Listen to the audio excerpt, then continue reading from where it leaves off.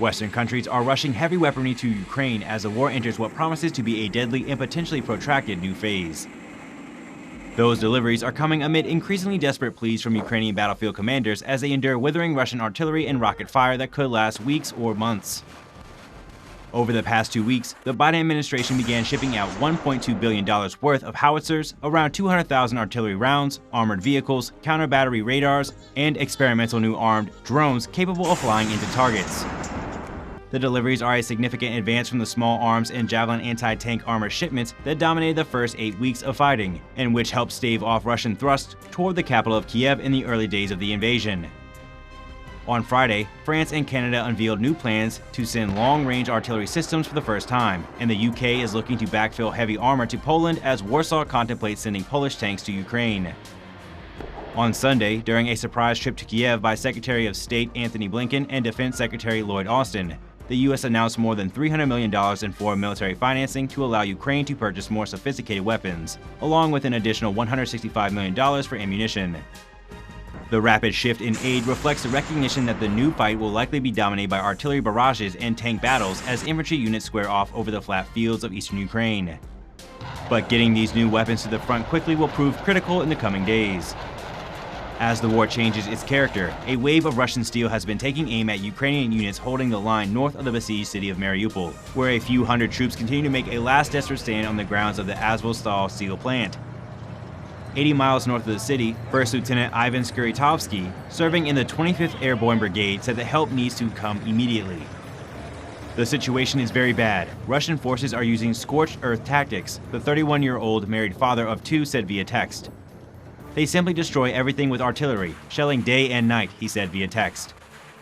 He fears that if reinforcements in the form of manpower and heavy weaponry, particularly air support, don't arrive in the next few days, his troops could find themselves in the same position as those in Mariupol. Skuritovsky described his soldiers' situation as very desperate. "I don't know how much strength we will have," he said, adding that the troops under his command around the city of Avdiivka near Donetsk have gone without rest since the start of the war. At least 13 of them have been wounded in recent weeks, he said, and they are running dangerously low on ammunition, reduced to rationing bullets. Ukrainian officials have been calling for heavy weapons and jet fighters since the Feb 24 Russian invasion, but the Kremlin's decision to pull its troops from around the capital of Kiev and make one concerted push in the east and south has clearly caught the attention of Western powers. Russian forces appear to be positioning for a pincer movement launched from the north and south that would trap at least 30,000 Ukrainian troops in the east and possibly cut them off from resupply. As for now, weapons and aid are getting through, but as this new, more destructive phase of the Russian assault begins, counterattacking from a distance will likely be key to Ukrainian success.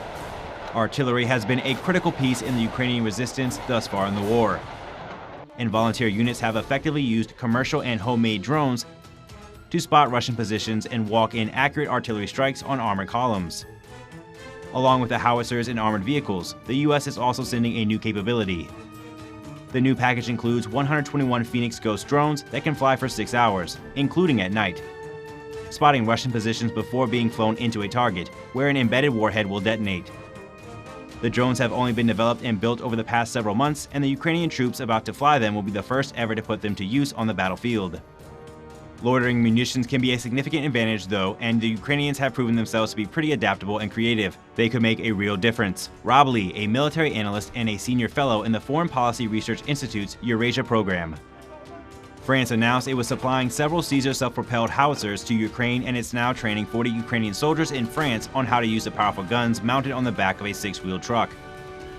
British Prime Minister Boris Johnson also suggested Friday that his government is considering a deal that would send British tanks to Poland if Warsaw decides to send some of its Soviet-era T-72 tanks to Ukraine. Poland would be following the lead of the Czech Republic, which recently supplied some of its own T-72s, which the Ukrainians know how to operate.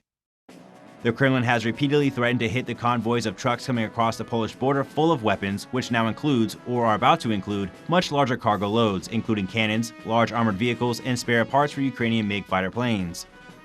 Western officials have long been cagey about these shipments, but so far the deliveries have arrived intact, allowing Kiev to resupply troops along the line of contact.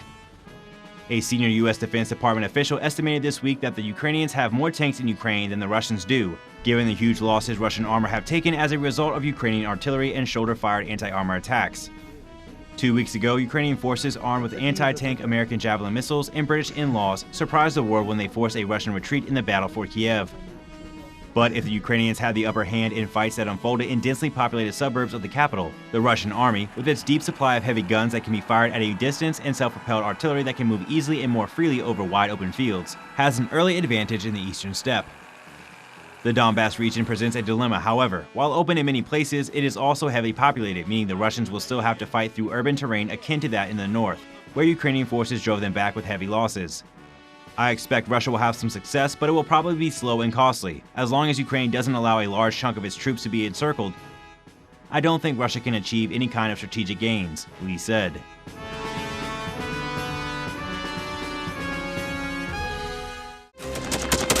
Thanks for watching, and don't forget to subscribe. Also, if you want to support Warthog Defense, please become our member and get early access to new videos, exclusive members-only videos, and become administrator in comment section.